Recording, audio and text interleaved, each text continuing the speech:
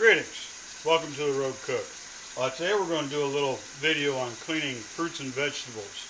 Depending on what you're cleaning, it's a two-stage process. In this case, we're going to work with potatoes.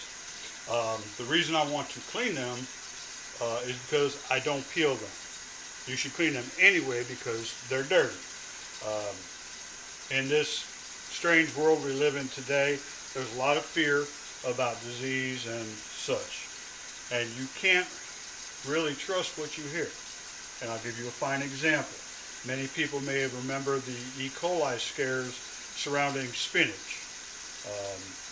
Don't remember exactly where it came from, but I remember seeing reports on the news about E. coli being caused by wild hogs.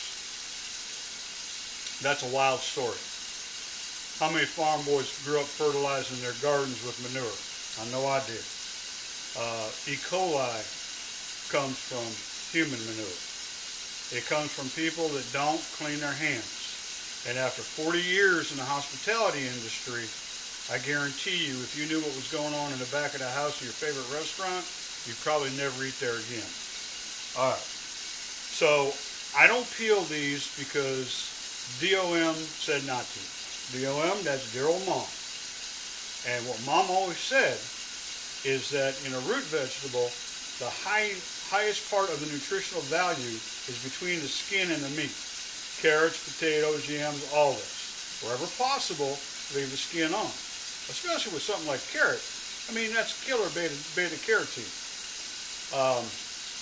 So what you want to do is get your water running, warm water, comfortable, and Dawn soap or a mild dish soap, vegetable brush, scrub-a-dub-dub. One of my brothers is an environmental biologist, and amongst many other things, two of the greatest things he told me was how to do this, because the first stage is something I don't quite understand the science. It has to do with pH. The Dawn or the mild dish soap covers a high pH. The second step is going to be a vinegar bath soap that covers the low pH. And through these two, you kill off the majority of the bad bacteria. The second thing my wonderful brother told me, and just for the record, he currently heads the quality control, inspection, food, all that other good stuff for one of the largest ice cream makers in America. I promise you, he has the happiest grandsons ever. Well, my point is,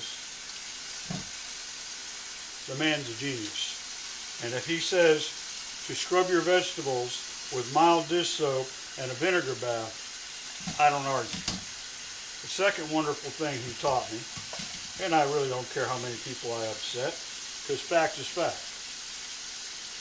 Long time ago, when hand sanitizers first came out, long time before this virus junk,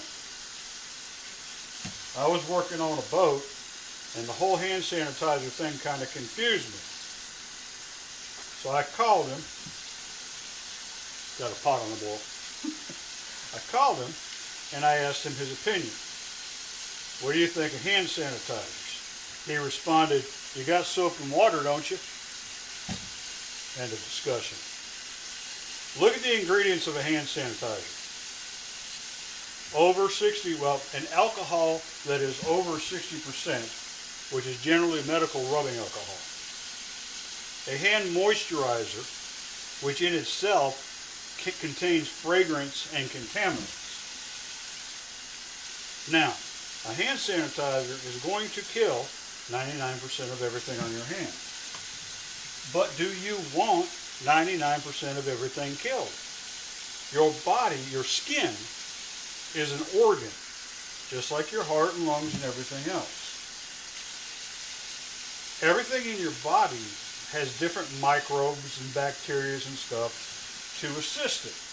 The skin is covered with both good and bad bacteria. Bad bacteria make us sick. Good bacteria help to keep us safe. Hand sanitizer kills everything indiscriminately, kind of the same way that bleach does. We'll argue about that another day. So, you kill everything on your hand,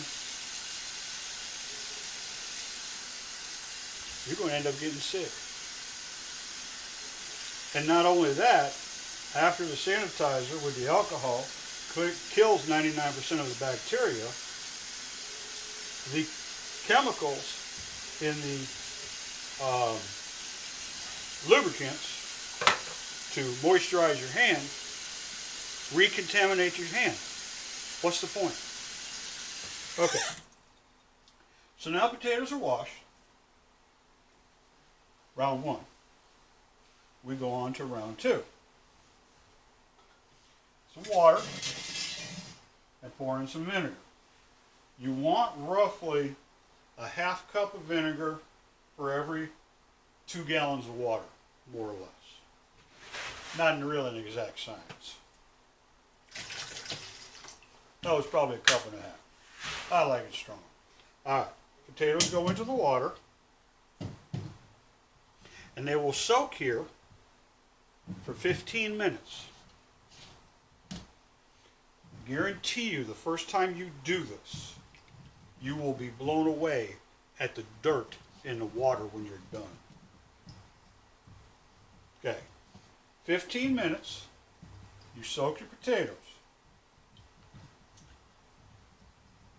You take them out, spread them out, let them air dry, and then store. I prefer to store my potatoes in the refrigerator simply because I don't go through them very fast, and that way they're not going to sprout on me when I'm not looking. Okay, and that's about it. Now, if you're washing something like a strawberry, blueberry, something like that, you skip the first part. Just go straight to the vinegar bath, or you'll destroy your fruit. And again, I've washed all kinds of things, and you will be blown away. About a half cup of vinegar per 2 gallons of water, or basically the way I was taught, fill up the kitchen sink and pour a cup of vinegar into that. Soak them for 15 minutes, let them air dry. It also extends the life.